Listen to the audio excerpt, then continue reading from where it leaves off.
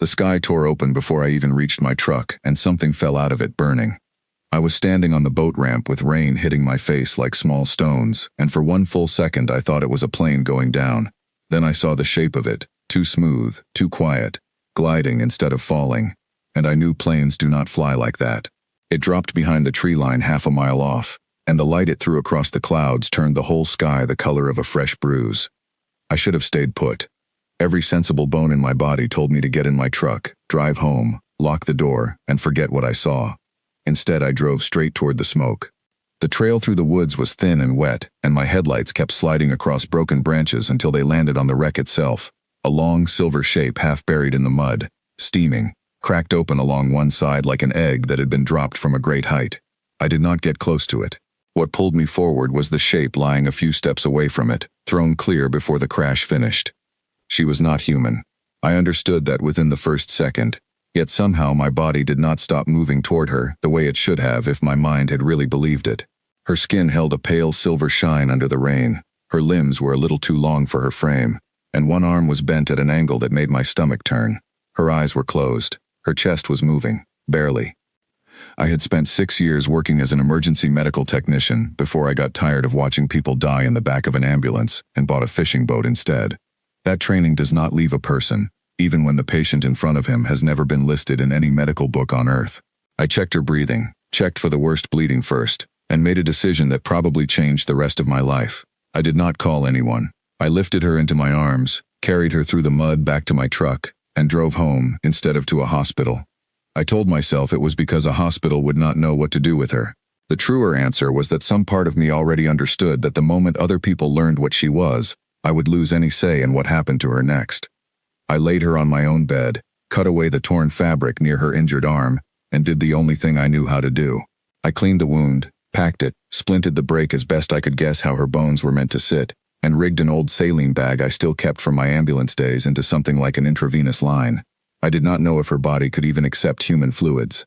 I did it anyway, because doing nothing felt worse than doing the wrong thing. She did not wake for 3 days. On the third night I heard a sound from the bedroom that was not quite a groan, and not quite a word, more like a voice testing whether it still worked.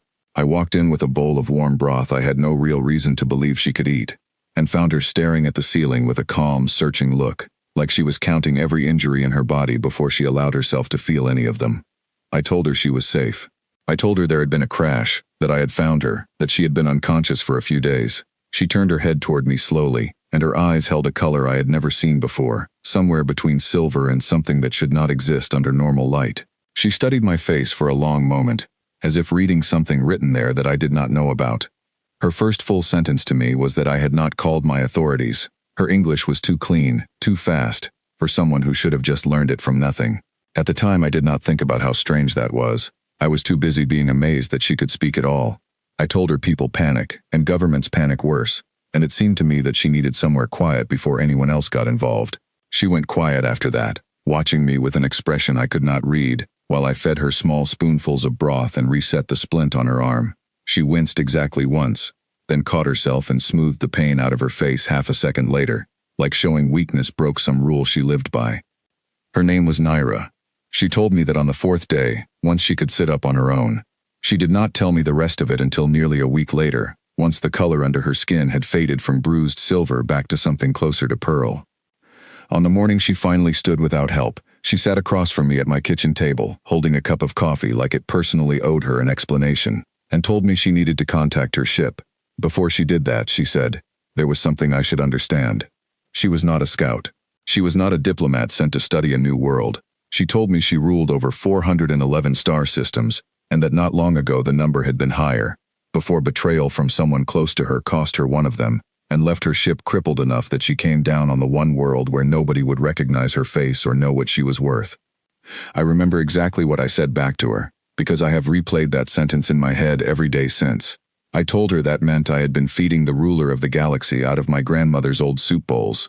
She smiled, the first real smile I had seen from her, and told me that the ruler of the galaxy had eaten worse, served by people who knew exactly who she was, and still treated her far worse than I had while having no idea at all. I did not have long to sit with that thought. 2 nights later, while she was resting in the next room, I heard tires on gravel outside my house, more than one vehicle, moving slow with their headlights off. I looked out the window and saw dark shapes moving between the trees at the edge of my property. Careful, spread out, the way people move when they are hunting something instead of visiting someone. I woke Naira immediately. She was alert in a heartbeat, no confusion in her at all, like some part of her had been waiting for this exact moment since the day she crashed. She told me they were not human agents. She told me they were Kesh, the same people from her own systems, likely sent by whoever had arranged her crash in the first place, tracking the signal her ship had sent when it first called for rescue. I asked her why her own rescue had not come by now, and she said it had, but not the rescue she wanted. Word of a crippled sovereign ship reaches many ears at once, and not all of them belong to friends. We had maybe 2 minutes before the shapes outside reached the house. I grabbed the only thing in my home that felt like it might matter, an old flare gun kept in a drawer for emergencies at sea, while Naira pressed 2 fingers to a small device on her wrist that I had assumed was jewelry. Lights along it blinked awake, and she told me it would not save us, only buy time, because it was designed to call her actual guard, not to fight anyone off.